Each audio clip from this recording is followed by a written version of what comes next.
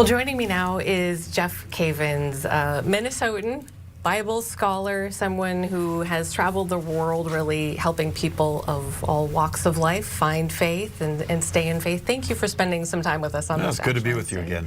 I wanted to talk a little bit about, let's start with that promo that we just watched. You have been doing some work with Hallow, which is a Catholic prayer app, and that was part of, I guess, a Lenten program that they're doing. Tell us about what you've been doing with them, because it's opened up all kinds of opportunities. Oh, it sure has. Well, you know, Hallow has a lot of different programs of meditation and teachings and so forth, but every year we do Pray 40 for Lent, and we invite everybody to come in and to join this experience for 40 days. And as Christians, of course, that it focuses on the 40 days before the death, burial, and resurrection of Jesus. But the concept is sort of universal in that in the Bible you have 40 years in the wilderness, 40 days in the wilderness for Jesus, but taking time out of your schedule to work on yourself, to deal with yourself, to discover yourself is something that is unique to the Lenten journey. But as I've said to people, it's got a deep end and a shallow end. Yes. Everybody can come in, you know, and everybody can participate one degree or another. Yeah, and people may know this as the time when you or someone you know gives up something for 40 days, or or trades their burger for a Filet-O-Fish on Fridays. But you know, tell us a little bit about. I'm curious about the work that you've been doing, because in that promo we saw some people that most of us are going to recognize, like Chris Pratt. You know, others will recognize Gwen Stefani, people like that. I think people might be surprised to look at them and say, oh, they do this? What's been your experience with well, we've got a like great team for Pray 40. I'm working with Chris Pratt, Mark Wahlberg, Jonathan Rumi, Patricia Heaton. You know, there's a whole bunch of people that we're working with. And we are working not as like a show, but as a participation. Come join us. You know, people from all these different walks of life. Now, my role for Pray 40 is not only to participate with Mark and with Chris Pratt and so forth, but also to, I don't want to say interview, but it is to interview, talk with people that people know, like Gwen Stefani and Patricia Heaton, Michael Iskander, who plays David on the House of David series.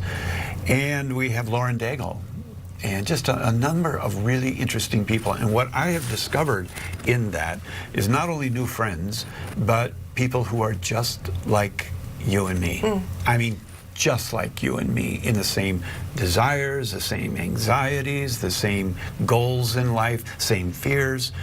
They just are more known than I am, you know, or not so much you. You're well known locally. No, but it's interesting because I think without betraying any confidences, you told me an interesting story about how you and Gwen Stefani met. Yeah. You know, somebody came up to me and they said, Jeff, you're in Vogue magazine. And I thought they were joking, so I said, oh yeah, what picture did they use? They said, no, you are in Vogue magazine. And I said, how? And it turns out that Vogue magazine did a big spread on Gwen Stefani, and at the end of the article, they asked her, they said, Gwen, Dua Lipa listens to Sweet Escape before she goes on stage to get herself all charged up. What do you listen to before you go on stage? And she said, well, I'm kind of boring. She said, I listen to Jeff Cavins on Hallow, and that's how that all started. Wow. So it ended up in a great relationship, and I can say that today that we're wonderful friends, wonderful friends. And I think that people, when they see this interview with her, are going to see a humble. People have asked me over and over, what's she like? You know, one of the sweetest persons I've ever met, humble, and she just wants more of God, and that's Gwen Stefani. She is so sweet. So tell me a little bit about what you're seeing out there in the world. When you were last here, we talked about some Pew research that had just come out. It was released just a few months ago, actually, in December, that shows religion is holding steady in the U.S. There were years of decline, and then about 5 years ago started to stabilize. What are you seeing in your real-life experiences? Well, I'm seeing in real-life experiences, I'm seeing kind of a blurring of lines out there that people were not used to, whether it be what it is to be a man, what it is to be a woman, what it is to be a family, and so forth. And in the in the aftermath of all this, I think that there's clarity for particularly men who want to live their life in a heroic way, as a husband, someone who's gentle, someone who's merciful, a father that leads his family. And I think the reason that we're seeing such a spike in getting involved in church, or the Hallow app year over year, 1,100% growth for men from 18 to 25, 600% for women 18 to 25, is that they're coming into a church. And this could be a number of churches, but they're coming into a church where they are finding mentors. They're finding other men who they just want to be a loving husband. They want the challenge. They want to work with each other. So we're seeing this tremendous growth. I guess I could say that the church is giving them this atmosphere to become all that they really wanted to become as men. At one point you were a pastor in a non-denominational church, and I'm so curious, now you're a practicing Catholic, but I'm so curious what that taught you, or what you bring with you from that time. Yeah, that was a number of years ago. For 12 years, I was a pastor of a non-denominational church. Think about Joel Osteen, maybe, that type of church that I was a pastor of. I would say this, that growing up Catholic and leaving, I did not know about that world out there. And I picked up some wonderful things in a non-denominational church at that time. A greater love for Scripture, a love for opening up my home for fellowship, feeding the poor. It was a lot of wonderful things that we did. So my appreciation for people who are not Catholic grew. A lot. It really, really grew. And I've taken a lot that I gained there back into my life as a Catholic. And so it's not us versus them. I think we all have something to share, for sure. You are from Minnesota. You are somebody who's been watching, firsthand, as many of us have, what's been happening in our community, especially over the last few months or so. Everything seems to turn political in conversations.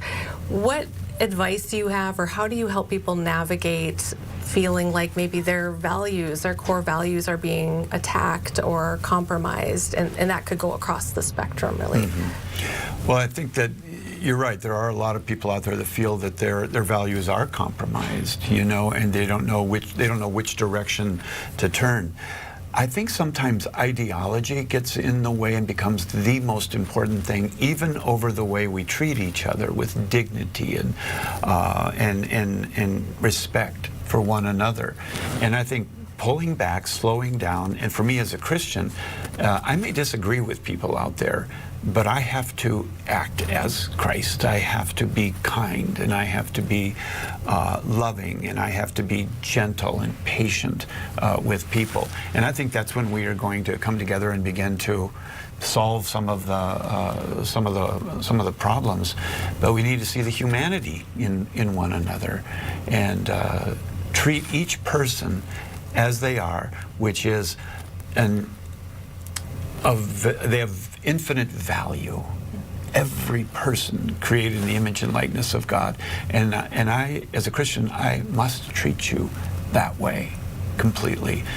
So, let me ask you about, as we wrap things up, I really want to know what guidance you have for anybody who wants to look at the next 40 days and say, well, I'm not a practicing Christian, but I kind of like this idea of focusing in on something. Yeah. What would you say folks could do? Well, this 40-day journey could be considered sort of the ultimate self-help program, if you will, where you enter it. And some people, like myself, Catholics, our goal is to become more like Christ. And so I have to deal with those issues in my life, my temper, my whatever it might be.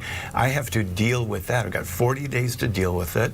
And my goal is to become like Christ. I think anybody can enter the 40 days and say, well, I do want to seek God, and I do want to be the best that I can possibly be. And there is a level you can come in and you can experience that. As I have said for weeks now, Lent, what do you do with it? Okay, I gave up chocolate. All right, yay, I hope you're okay in 40 days and you're a better person. But it's what you do, it's what you fill in the 40 days.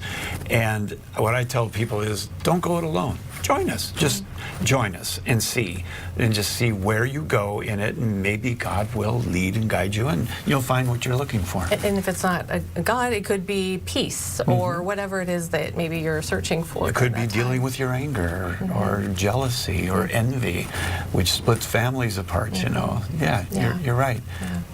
Jeff, thank you so much for spending some time with us today and helping us kind of recognize what a lot of Christians are going to be going through here in the next 40 days, and in your insight. We really appreciate it. You bet. Thanks. It's good talking to you. Yeah. All right. Take care. And all day